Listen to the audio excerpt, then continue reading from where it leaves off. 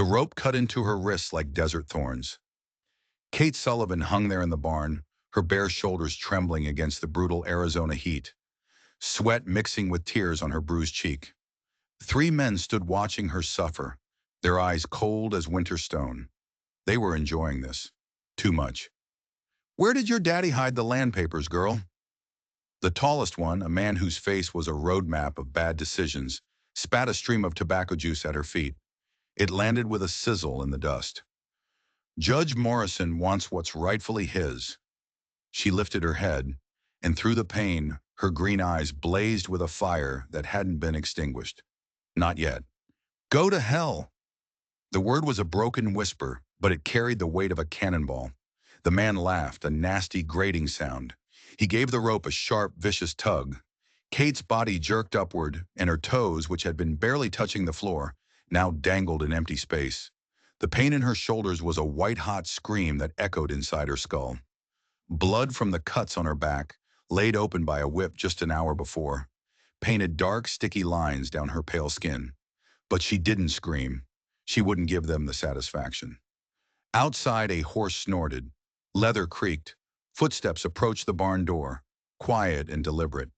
Tom Brennan had come to the Sullivan Ranch looking for a day's work, maybe a hot meal. What he found instead was a choice that would change everything. He could keep walking, pretend he saw nothing, and live with the ghost of this woman's face haunting him for the rest of his days. Or he could step into a storm that would burn everything down. Tom's hand found the worn grip of his Colt before his mind even caught up. He peered through a slat in the barn wall, and the sight that greeted him turned the blood in his veins to ice. He saw her hanging there, a twisted angel in a torn cotton dress. He'd seen a lot of dying in his 38 years. Too much. The war, the raids, the unforgiving frontier. It had hollowed something out inside of him, something he thought was gone forever.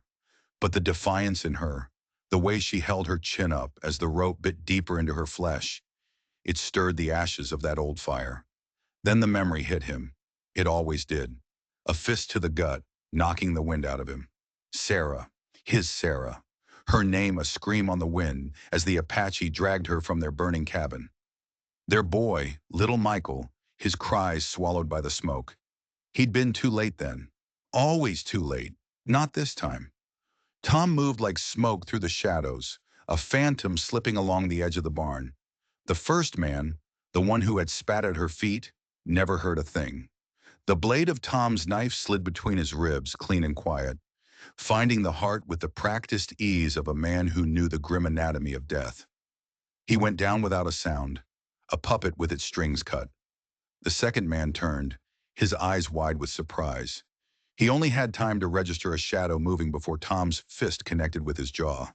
The crack of bone echoed like a gunshot in the still hot air. He dropped like a sack of grain.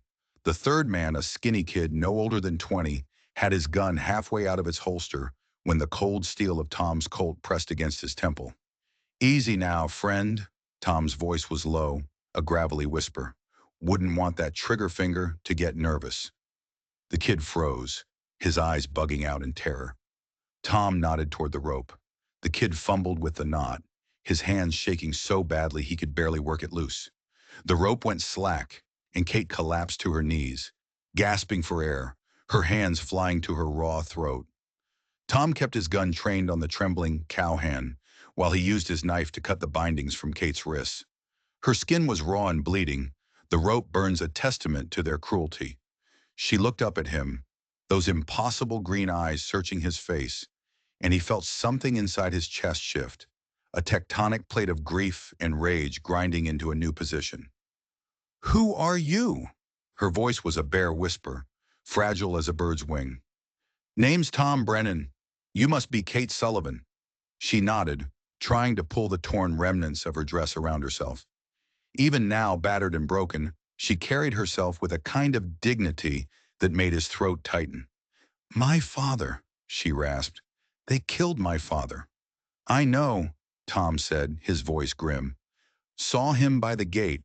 The sign said, 'Horse thief.'" Her laugh was a bitter, broken thing.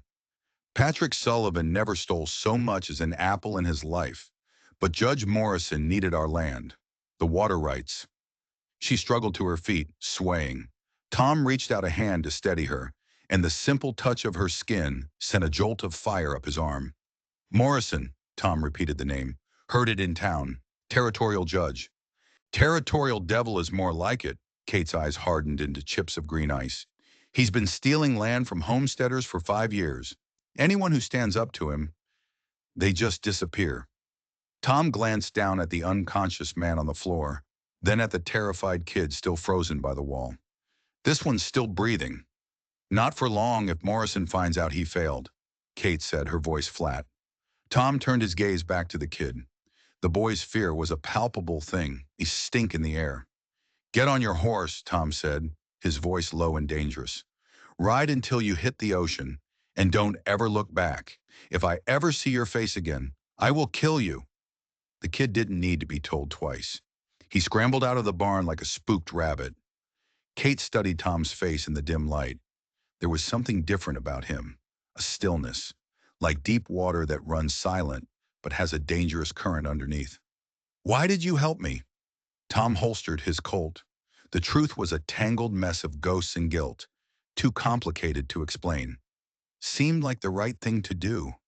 She moved a step closer. He could smell lavender soap in her hair, hidden beneath the sweat and fear. Morrison will come for us now, for both of us. He can't afford to leave witnesses. Then we better be ready for him, Tom said. Kate's hand came up, her fingers soft as butterfly wings, against his rough cheek. You don't understand, she said, her voice dropping lower. I'm not just a witness. She hesitated, her eyes dropping to the dusty floor. There's something else. The words hung in the air, heavy with unspoken dread. What is it? Tom asked, his gut twisting into a knot. She took a shaky breath and looked back up at him, her gaze direct and unflinching. I'm carrying his child. The words hit Tom like a physical blow, a punch to the solar plexus that stole his breath. He saw it all in her face then, the shame, the fear, the desperate, defiant courage of a woman trapped in an impossible situation. Morrison hadn't just murdered her father and stolen her land. He'd taken something far more precious, a violation that left a stain on the soul. How long? Tom's voice was rough as sandpaper. 3 months, Kate whispered, her hand moving instinctively to her stomach. The morning I tried to ride to Tucson to find a real lawman, that's when his men caught me on the trail. That's when her voice broke. Tom turned away, staring out the barn door at the distant purple mountains. The smart move, the only move for a man who wanted to survive, was to saddle up and ride. Leave this broken woman and her terrible burden behind. Find another ranch, another town, another chance to outrun his own ghosts. But as he looked at the endless, indifferent horizon, he knew he couldn't. He was tired of running. He walked back to her. We need to get you cleaned up. Get some food in you. The Sullivan house was small but built to last, with thick adobe walls that held the cool of the night deep into the day. Tom helped Kate inside, averting his eyes as she disappeared into the bedroom to change. When she emerged, her dark hair was brushed and pinned back, and she wore a simple, clean dress. She looked fragile, but Tom could see the steel underneath. Sit, he said, gesturing to a kitchen chair. Let me see to those cuts. He'd tended wounds before, more than he could count, but this was different. The gentle curve of her shoulder under his hands as he cleaned the rope burns. The way she bit her lip to keep from crying out, a silent testament to her strength. The quiet trust in her eyes as she let him, a complete stranger, touch her. To keep his own hands steady, he asked, Tell me about Morrison. Kate's voice was soft, but it held an edge of tempered steel. He came here 2 years ago from back east. Said the territorial governor appointed him to bring law and order. At first, folks were glad to have him. This is hard country, she paused. Then the accidents started. Homesteaders disappearing. Their land getting sold to railroad prospectors for pennies on the dollar. Anyone who asked questions ended up with a bullet in their back or a rope around their neck. Tom's fingers brushed against her collarbone as he adjusted a bandage. He felt her shiver, but it wasn't from pain. How many men does he have? 8 or 9 regulars, she said. Vicious men. Killers. He hires more when he needs them. She turned to face him, and suddenly they were very close. So close he could see the tiny flecks of gold in her green eyes. So close he could count the freckles scattered across her nose. "Tom?" she asked, her voice barely a whisper. "Why are you really here?" The question hung between them like gun smoke. Tom's hand was still on her shoulder, his touch warm and gentle. Her lips were slightly parted, her breathing shallow. The afternoon light slanted through the window, painting her skin in hues of gold and honey. "I had a family once," he said, the words tasting like ash in his mouth. "A wife, a son, an Apache raid took them while I was away with the cavalry." He looked away at the ghosts only he could see. "I've been running from that day ever since." Kate's hand came up and covered his. Her touch was a small anchor in the storm of his memory. "And now?" "Now," he said, meeting her gaze. "Now I think maybe I'm tired of running." The space between them seemed to shrink, the air growing thick and heavy. Kate's other hand moved to his chest, resting over his heart. She could feel its steady, powerful beat beneath the worn cotton of his shirt.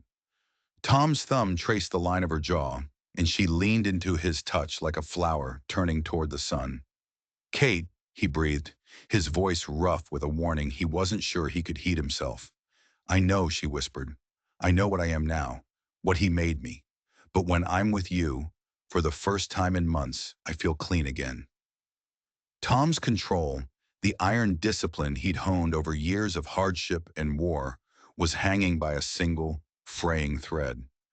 Her fingers found the buttons of his shirt, working them loose one by one. Her touch was feather-light against his skin, tracing the old faded scars from battles fought and barely won. A low growl rumbled in his throat, and his hands tangled in her dark, silky hair. "You're beautiful," he breathed against her ear, and she arched against him, a bow drawn tight, ready to let an arrow fly. But just as his lips found hers, a sound from the distance shattered the moment. Hoofbeats, hard and fast, coming up the valley road. Tom froze, every instinct, every nerve screaming, "Danger!" Kate's eyes went wide with terror. She scrambled to the window, peering through the shutters. A cloud of dust was rising against the setting sun, a signal fire of doom. "Morrison," she whispered, the name a curse. Tom was already moving, grabbing his gun belt, shucking his arms back into his shirt. "How many?" "8," she stammered, clutching her dress to her chest.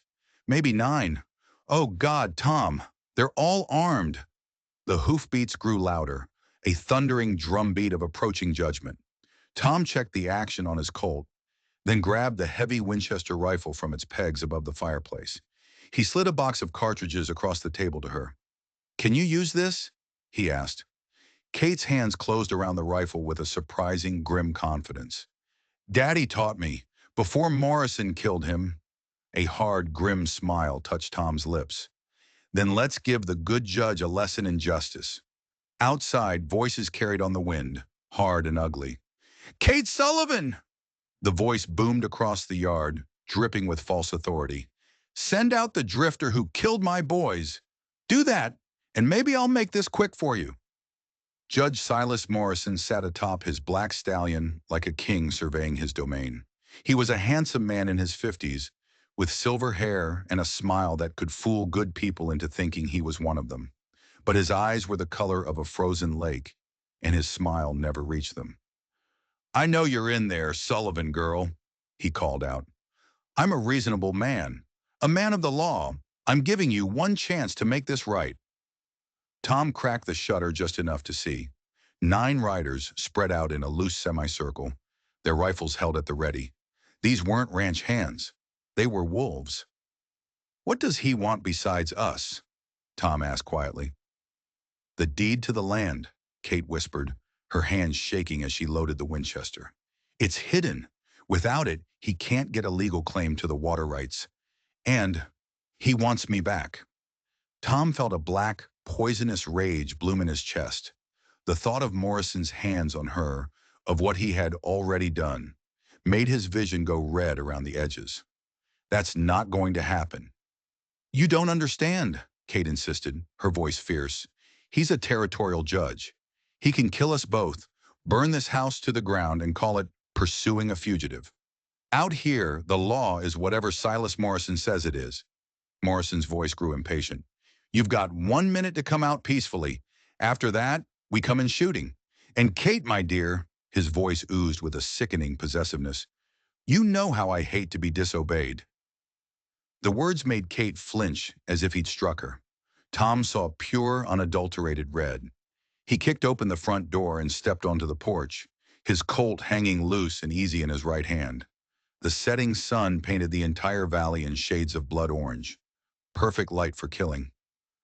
You, Morrison? Tom's voice was deceptively calm. The judge's eyes narrowed. I am, and you're the drifter who murdered my men. They had it coming, Tom said. Surrender now, Morrison sneered. And I might let the girl live long enough to birth my child. Tom's finger tightened on the trigger. See, that's where you made your mistake, Judge. You just told me exactly what kind of man you are. Morrison laughed, a sound like breaking glass. You think you're some kind of hero? You're outnumbered 9-1, stranger. The arithmetic says you're a dead man. Maybe, Tom said, his voice dropping even lower. But I was already dead before I rode into this valley. You and this girl, you just gave me something worth dying for. The silence stretched thin, ready to snap. In the barn, a horse whinnied nervously. Morrison's hand dropped toward his gun, but Tom was faster. The Colt bucked in his hand, a single deafening crack. Morrison's fancy hat flew off his head, a neat hole punched through the crown. The judge's horse reared in terror, dumping him unceremoniously into the dust. Then the world exploded into gunfire. Tom dove behind a heavy wooden water trough as bullets splintered the wood around him, sending slivers flying past his head. From a window in the house, Kate's Winchester cracked once, then twice. One of Morrison's riders screamed and clutched his chest, toppling from his saddle. Tom rolled, came up firing. His second shot caught a man with a scarred face, sending him backward over his horse's rump. 2 down, but there were still 7 more, and they were spreading out, using the terrain for cover. Burn them out! Morrison roared from behind his dead horse. Burn the whole damn place to the ground. A flaming torch arced through the dusky air, landing on the dry shingles of the porch roof. The wood caught instantly. Another torch smashed through a window, and Kate cried out as the curtains erupted in flames. The house was a death trap. Kate! Tom yelled, sprinting for the door, bullets kicking up dirt at his heels. She met him at the threshold, her face smudged with soot, her green eyes wide with fear, but also with a fierce determination. The back way, she gasped. Through the root cellar. There's a tunnel. They ran through the burning house, the roar of the fire in their ears, hungry flames licking at the walls. The kitchen was already thick with black, choking smoke. Tom kicked open the cellar door and shoved Kate down the wooden steps ahead of him. He pulled the heavy door shut just as the roof above them began to groan. The tunnel was dark and narrow, smelling of damp earth in desperation.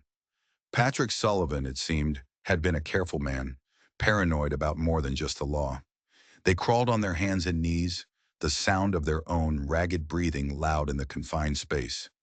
After what felt like an eternity, they emerged into a thicket of mesquite and prickly pear, 100 yards from the inferno that had once been her home.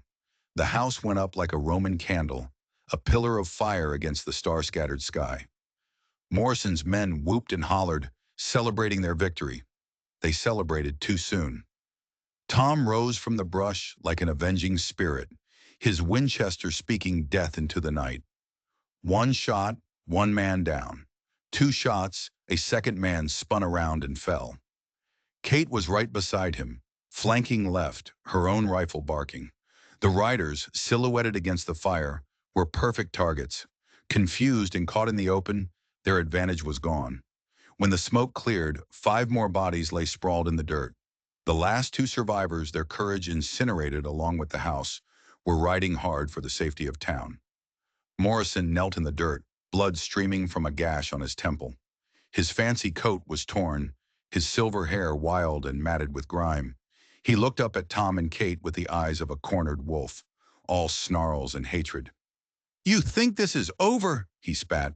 I'm the law here. I'll see you hang for this. Tom walked toward him, the barrel of his Colt steady, his intent clear. No, Morrison, this is where your law ends. But as he raised the gun to deliver the final, brutal justice the man deserved, Kate's hand on his arm stopped him. No, Tom, she said, her voice quiet but firm. Not like this. He looked down at her, his gray eyes clouded with confusion and rage. Kate, this man, you know what he is, what he did to you. I know, she said, her voice trembling slightly. She stepped past him, looking down at the defeated judge with an expression colder than any hate. But if you kill him like this, in cold blood, we become him. And our child, she touched her stomach gently, our child deserves better than to be born from vengeance. Morrison laughed, a bitter broken sound. Touching, but you're both still dead men walking. I have friends in Tucson, friends in Phoenix, real lawmen. They'll hunt you down like the murderers you are. And that's when Kate smiled. It was a strange, chilling smile, filled with a pity that was more insulting than any blow. She reached inside the bodice of her dress and pulled out a worn, oilskin portfolio. You mean these friends of Silas? She opened it. Inside were letters, contracts, and bills of sale, all meticulously organized. Your correspondence with the railroad companies, she said, her voice steady as stone. Your arrangements with the mining syndicates, names, dates, amounts, everything. Morrison's face went white, the color of desert bone. Where, how did you? My father wasn't the simple farmer you took him for, Kate said. He knew you were coming for him. He was building a case. He kept records of everything you did in this valley. Then came the final twist of the knife. A copy of all this went out with a trusted friend 3 days ago, she said, her voice ringing with the clear, cold sound of justice. He's taking it to the U.S. Marshal in Tucson. I expect they'll be arriving sometime tomorrow. The fight drained out of Morrison all at once. He sagged, a puppet with his strings cut, small and broken in the dust. The great Judge Silas Morrison was finished. His empire of fear and greed, built on the bodies of honest men, was about to crumble. As dawn painted the eastern sky in shades of rose and gold, they heard the sound of hoofbeats once again. This time, it wasn't a posse of killers. It was a U.S. Marshal and 6 deputies, their badges gleaming in the early morning light. Tom and Kate stood together in the smoking ruins of her family home, his arm wrapped protectively around her shoulders. They watched as Morrison, stripped of his power and dignity, was loaded into a prison wagon. But as the wagon door clanged shut, Morrison looked directly at Tom. A slow, venomous smile spread across his bloodied face. You think you've won, Drifter? He hissed, his voice just loud enough for Tom to hear. You don't even know who you're dealing with. The marshal, a big man named Thompson with a handlebar mustache and cold, assessing eyes, tipped his hat to Kate. Ma'am, a brave thing you and your father did. He glanced at the bodies still littering the yard. Looks like you had quite a night.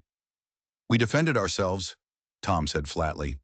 So I see, Thompson said, his eyes lingering on Tom for a moment too long. I'll need a full statement from both of you back in town. For the record. Something about the marshal's demeanor felt wrong.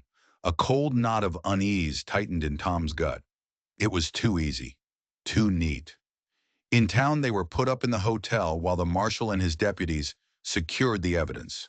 The townspeople gave them a wide berth, their faces a mixture of fear and awe. That evening, as Tom and Kate sat in the quiet of their room, there was a knock on the door. It was one of the deputies, a young man with nervous eyes. Marshal wants to see you, Brennan, the deputy said, refusing to meet Tom's gaze. Alone. The cold knot in Tom's stomach turned to a block of ice. Where? His office. Down the hall. Tom looked at Kate. Her face was pale. It's a trap, she whispered after the deputy left. I know, Tom said. He checked his Colt, making sure it was loaded. Stay here, lock the door. Don't open it for anyone but me. He walked down the hall, his boots echoing on the wooden floorboards. The marshal's office door was slightly ajar. Tom pushed it open and stepped inside. Marshal Thompson was sitting behind the desk, cleaning his pistol. But he wasn't alone. Leaning against the wall, a cruel smirk on his face, was a man Tom recognized, a man from Morrison's posse, one of the two who had supposedly ridden off into the night. The pieces clicked into place with sickening certainty. "I was wondering when you'd figure it out," Thompson said, not looking up from his gun. "Morrison is a man with very long arms and a very deep pocketbook." The evidence. Kate's father's meticulously collected proof. It was never going to Tucson. It was sitting right here, in the hands of another corrupt official. The cavalry hadn't come to save them. They had come to bury them. "The letters, the copies," Tom said, his voice dangerously low. "It was all a lie." Thompson finally looked up, his eyes cold and flat. "Not a lie. A contingency plan. The man Kate sent was intercepted an hour out of town. The evidence is currently turning to ash in my stove. As far as the official record is concerned, a violent drifter and his accomplice murdered a respected judge's men and were then killed while resisting arrest by a federal marshal. The other man pushed himself off the wall, drawing his own gun. The judge sends his regards." But they had made the same mistake Morrison had. They had underestimated Tom Brennan, and they had underestimated Kate Sullivan. The gunshot didn't come from Tom's Colt. It came from the hallway. The man leaning against the wall grunted, a look of shocked surprise on his face as a dark stain blossomed on his chest. He slid down the wall, leaving a bloody smear. Kate stood in the doorway, the big Winchester rifle still smoking in her hands. Her face was set, her eyes blazing with righteous fury. She hadn't stayed put. She had followed him. Thompson reacted instantly, diving for cover behind the heavy oak desk, his own gun barking. The lamp on the desk exploded, plunging the room into darkness, lit only by the muzzle flashes of their guns. Tom dropped to the floor, firing toward the last place he saw Thompson. Wood splintered. A bullet whined past his ear, so close he felt its heat.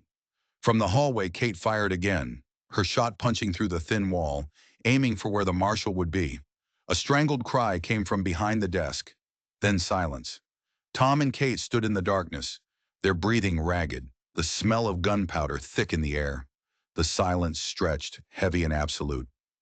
Is it over?" Kate whispered. "Not yet," Tom said.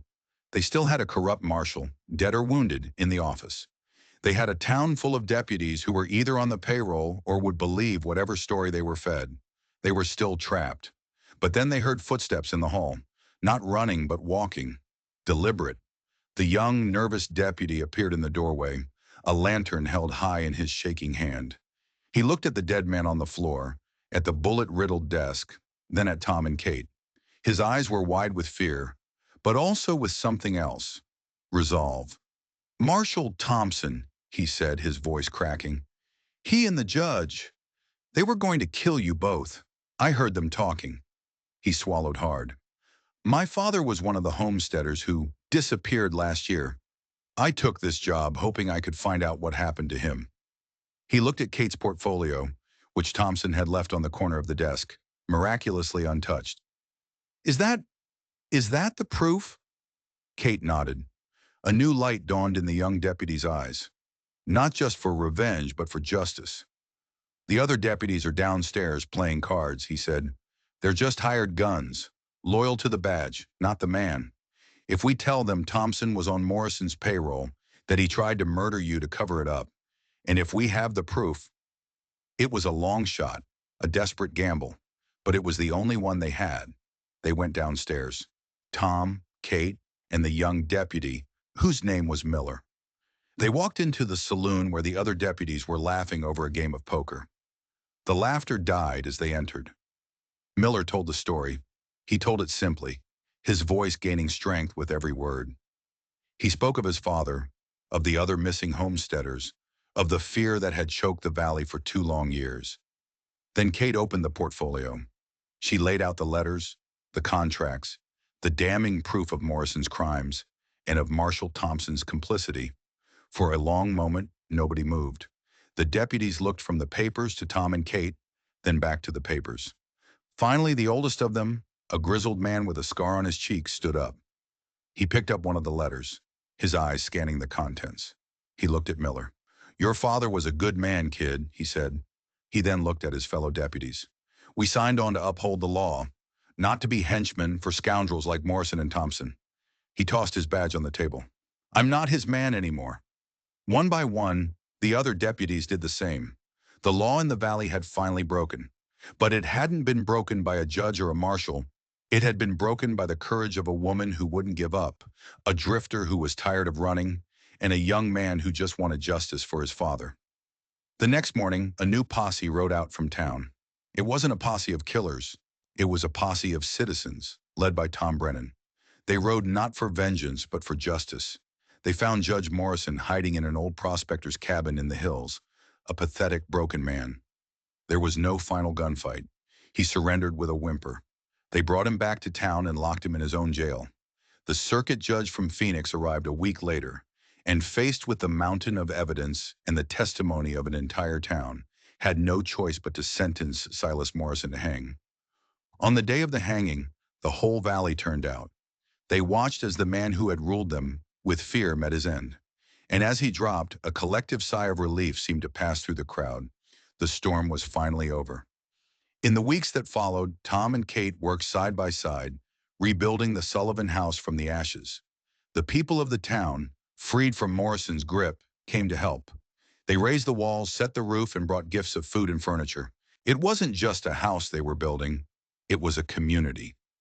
One evening, as they sat on the newly built porch, watching the sun set behind the purple mountains, Kate laid her head on Tom's shoulder. Deputy Miller found something in my father's journal, she said quietly. Something Morrison didn't even know about. What's that? Tom asked, his arm tightening around her.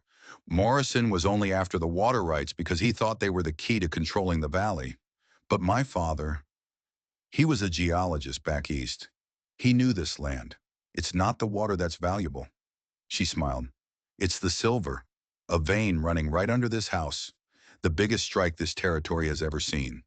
Tom was silent for a moment, taking it in. They weren't just survivors. They were rich.